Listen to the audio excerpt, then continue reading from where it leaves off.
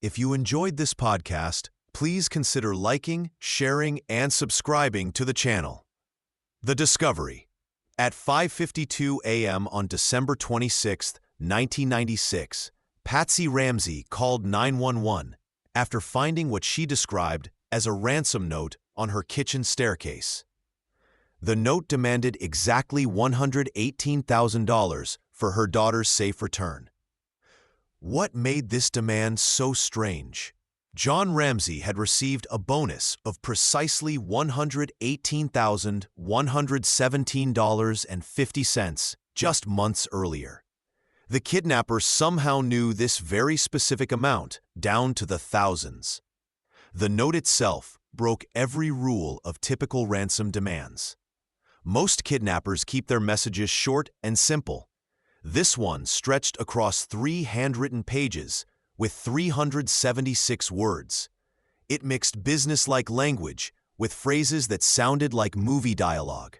The writer warned against calling police, then added dramatic touches about foreign factions and respecting our instructions. Police discovered something even more puzzling when they examined the materials. The paper came from a notepad inside the Ramsey house. The pen used to write it was found back in its holder on the kitchen counter. Investigators later found what appeared to be practice drafts from the same notepad. Someone had spent considerable time inside the house writing and rewriting this elaborate message. How could a kidnapper feel safe enough to sit down and compose such a lengthy note while supposedly holding a child hostage? 8 hours after the 911 call, John Ramsey found JonBenét's body in the basement. The ransom note had become meaningless. There was no kidnapping to resolve, no exchange to make. The child was already dead. Initial investigation. Within hours of the first 911 call, the Ramsey house became a gathering place rather than a protected crime scene. Bolder police officers treated the situation as a kidnapping case, not a potential murder scene.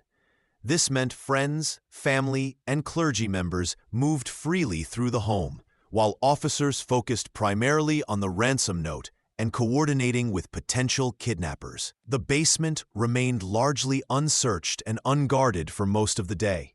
Detective Linda Arndt found herself alone in the house with several civilians by afternoon. When she suggested John Ramsey search the house again, he went straight to a small basement room that had been checked only briefly earlier. Within minutes, his anguished cries filled the house. He had found JonBenét's body lying on the floor, covered by a white blanket. John's immediate reaction was to pick up his daughter and carry her upstairs. This destroyed the original crime scene positioning that could have provided critical clues about how she died and where she had been killed.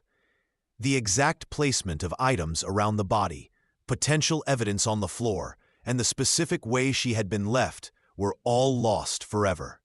The basement window showed possible signs of forced entry, but investigators never definitively determined whether someone had actually used it to enter the house that night. Deeper revelations. The autopsy revealed devastating injuries that shocked even seasoned investigators. JonBenét had suffered a massive skull fracture that created an 8-inch crack across her head. The blow was so severe it would have rendered her unconscious immediately. Yet she had also been strangled with a makeshift device made from a paintbrush handle and white cord found in the house. Which injury came first? This question split the investigation into 2 camps. Some experts believed the head blow killed her instantly, making the strangulation pointless except as staging. Others argued she was strangled first, then struck on the head. The coroner found evidence suggesting both injuries happened close together in time, but the exact sequence remained hotly debated. More puzzling evidence emerged from JonBenét's stomach contents. She had eaten fresh pineapple within hours of her death. Police found a bowl of pineapple with milk on the kitchen counter, and Burke's fingerprints were clearly visible on both the bowl and spoon. The Ramseys insisted JonBenét was asleep when they returned home and went straight to bed without eating anything. The controversy deepens. In October 1999, after hearing months of testimony and reviewing evidence, something happened that would remain hidden from the public for 14 years. The Boulder grand jury made a decision that completely contradicted what officials were telling the world about the Ramsey case. The 12 jurors voted to indict both John and Patsy Ramsey. The charges were serious: child abuse resulting in death and accessory to a crime. These charges meant the grand jury believed the parents either caused their daughter's death through abuse or helped someone else escape justice after the crime. The legal language was clear. The jurors thought the Ramseys did render assistance to a person who had committed the murder, helping that person avoid or delay prosecution. But District Attorney Alex Hunter refused to sign the indictments. Without his signature, the charges meant nothing legally. Hunter told the public there wasn't enough evidence to prosecute anyone. For years, people believed no grand jury had ever voted to charge the Ramseys. The truth finally came out in 2013 when these secret documents were released. How could a grand jury find enough evidence to indict while the prosecutor claimed there wasn't enough evidence to proceed? Lingering questions. Laboratory tests conducted in 1997 found something unexpected in JonBenét's underwear and under her fingernails: DNA from an unknown male. This genetic material did not match John, Patsy, or Burke Ramsey. The discovery seemed significant, but the sample was extremely small and mixed with JonBenét's own DNA. By 2008, advanced touch DNA technology allowed scientists to examine previously untestable evidence. The same male profile appeared on JonBenét's long underwear. District Attorney Mary Lacey announced these findings publicly, stating the DNA had cleared the Ramsey family completely. She issued a formal apology for how authorities had treated them over the years. However, many forensic experts questioned this conclusion. The DNA sample contained only a few cells worth of genetic material. Such tiny amounts can transfer innocently through manufacturing, packaging, or handling at crime scenes.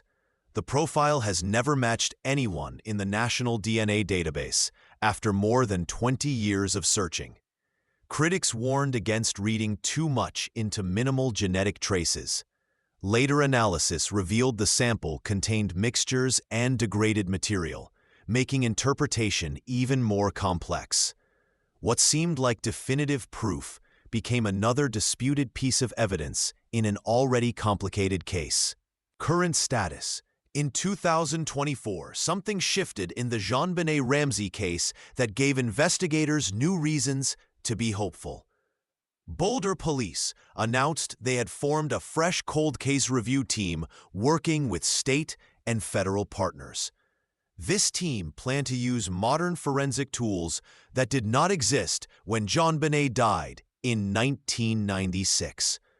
The most promising technique involved genetic genealogy, where scientists can now trace DNA through family trees built from consumer databases like Ancestry and 23andMe.